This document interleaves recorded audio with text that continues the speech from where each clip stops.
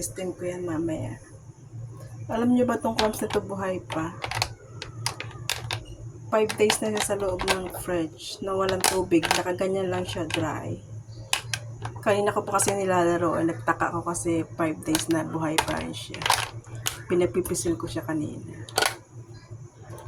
Kasi nilinisan ko siya eh. Sumisirit pa. Malalaki ano?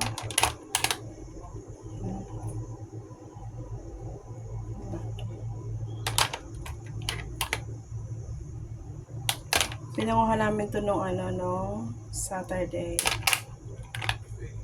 Yan. Ganda ng kulay.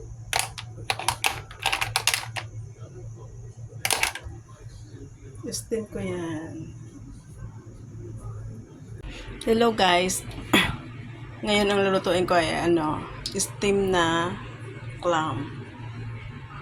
Ayan. Ito yung aking sotanghon, mushroom, saka ayan na. Ready natin yung garlic. Lagyan natin ng kaunting oil.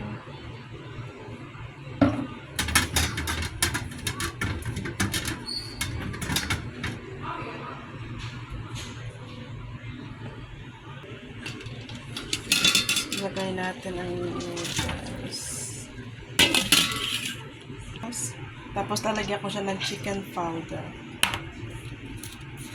Kasi yung sabaw ng clams medyo siguro maalat na yan. Kaya hindi ko siya dadagyan ng marami. Pepper.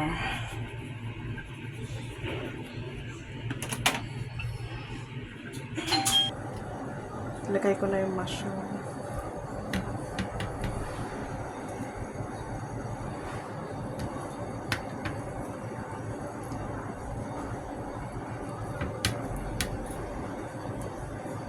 Lagay na natin yung clams. Yan.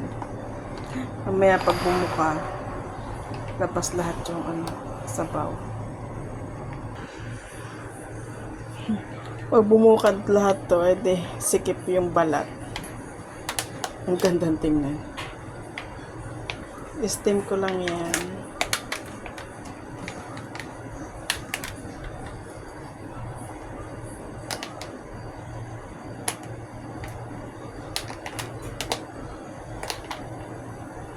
Kasya kaya siya dyan.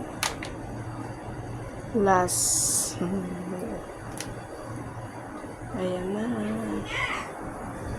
Steam ko yan ng 10 minutes. Tapos mamaya pag natapos, lalagyan ko siya ng garlic sa ibabaw. Yeah, ready na.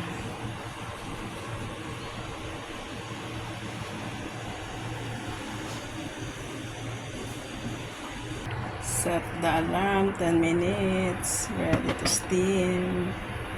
Ayan na siya. I cover yan na.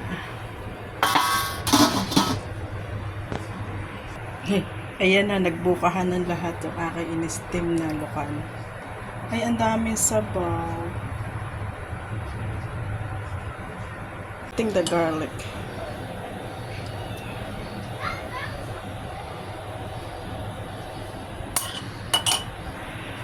Putting soy sauce.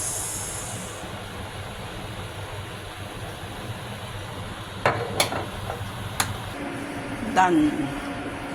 Done ang aking steam clams.